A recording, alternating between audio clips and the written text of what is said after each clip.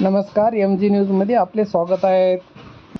जिल्हा परिषद कार्यालयासमोर बाळाला पण आई आमरण उपोषणाला सोबतच घेऊन बसलेली आहे। मी मेंढके सोनुताई आबाराव, शिवनिकेतन हायस्कूल, सावरगाव, नसरत, राणी लक्ष्मीबाई शिक्षण संस्थेअंतर्गत माध्यमिक शिक्षिका आहे। आणि माझ्यावर जो झालेला अन्याय आहे तो म्हणजे संस्थेने केलेला आहे।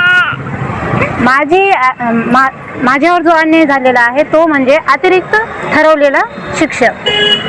अतिरिक्त ठरवलेल्या यादीमध्ये माझं नाव नाही आणि राहू पण शकत नाही, कारण मी माध्यमिक शिक्षिका आहे आणि अतिरिक्त शिक्षक जे ठरलेले आहे ते 6वी ते 8वी या वर्गाचे आहेत।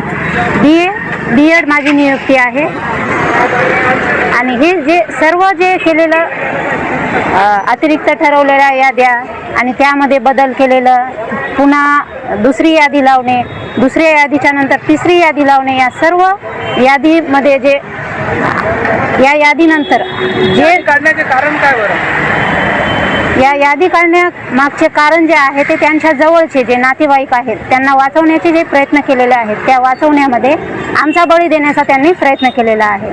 आणि यामध्ये माझ्याबरोबर माझे जे छोटे बाळ आहेत, तुम्हाला म्हणजे की छोटे छोटे बाळ आहेत आणि माझ्याबरोबर त्यांच्यावर सुद्धा अन्याय झालेला स्पष्ट दिसत आहे। कारण माझी जी परिस्थिती होणार आहे त्याबरोबर माझ्या बाळाची सुद्धा होणार आहे। होती का आर्थिक पैशाची मागणी वगैरे काही केली नाही, परंतु त्यांनी अनुसूचित जाती आणि जमाती, मागासवर्गीय किंवा वागणूक जे देतात ते आम्हाला स्पष्ट दिसत आहे की ते मानसिकदृष्ट्या तणाव देण्याचे कारण आहे।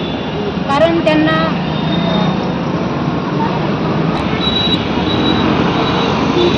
स्वतः म्हणजे माझं जे पद आहे ते अतिरिक्त ठरतच नाही, कारण हे जे केलेली पूर्ण कार्यवाही आहे हे संस्थेने आणि प्रशासनाने मिळून केलेली आहे। कारण स्पष्ट नियमावली, शर्ती या सर्वांमध्ये जे आहे अतिरिक्त ठरत नाही। कारण जे माझं जे आहे पद अनुसूचित जमातीचं आहे आणि दुसरे जे कास्टचे आहेत त्यांना आर्थिक लाभ काही मिळत असल्यामुळे अनुसूचित जमातींना त्रास देऊन त्यांना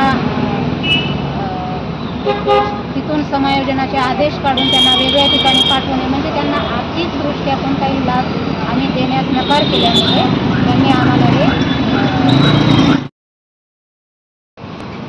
आजचा आमरण उपोषणाचा दुसरा दिवस आहे। आणि आजची परिस्थिती अशी आहे की एक दिवस अन्न नाही, अन्न पाणी नाही तर माणसाची तब्येत वगैरे बिघडायला।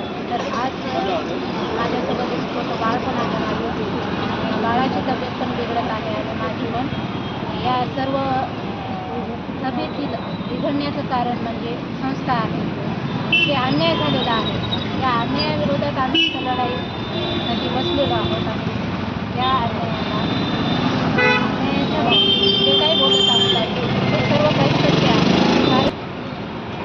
मला माझी जर तब्येत बिघडली तर माझ्याबरोबर माझ्या बाळाची तब्येत बिघडली, जर काही आम्हाला झालं तर त्याला सर्वस्वी जबाबदार प्रशासन आणि संस्था राहतील।